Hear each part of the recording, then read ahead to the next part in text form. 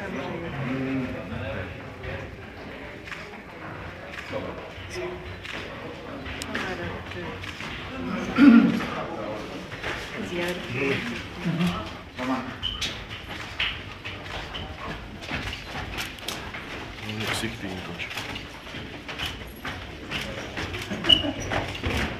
vám to ľúto? Prečo ste to urobili? Iba tí, čo boli vo mýtri, áno?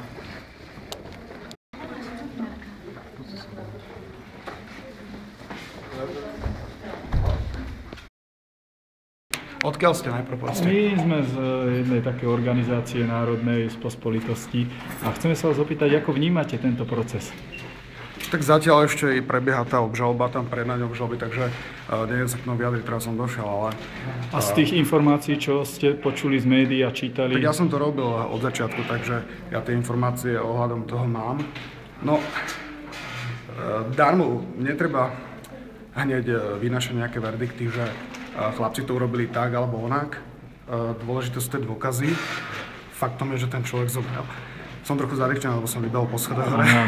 Ale ten pán zomrel a tí dva chlapci ho dobili a teraz rozprávať, že boli opití, to sú pre mňa slabé argumenty. A ako vnímate celkovo cigánsky problém na Slovensku? Neobávate sa o budúcnosť Slovenskej republiky, o to, že skolabuje celý sociálny systém?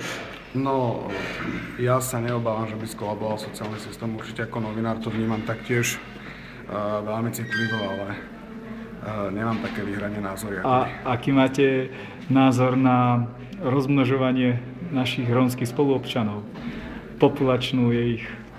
To sú už také dosť také jednostranné otázky, tak prepáčte, neviem na to tak povedať, ale je problém, ktorý treba riešiť. Vy ho nemáte trošku viac, mám pocit, že zaujate práve preto, lebo ste taká organizácia, aká chce, ja nemám proti vám nič, ale každý problém treba riešiť, určite. A máte aj nejakú predstavu, ako by sa tento problém dal riešiť?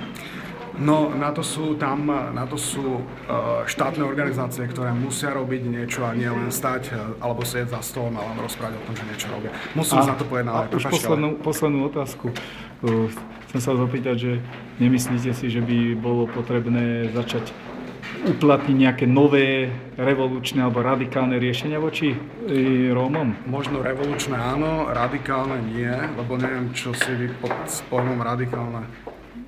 Predstavujeme si, že rovnaký meter na každého, aby príživník bol potrestaný. Rovnaký meter áno, ale tiež nie sú medzi nimi iba príživníci, taktiež sú ľudia medzi nimi, ktorí určite zneužívajú aj sociálny systém, aj systém, aký je, ale sú tam aj slušní ľudia a preto to treba veľmi citlivo riešiť. My tých slušných ľudí rešpektujeme. Dobre, ďakujem za rozhovor.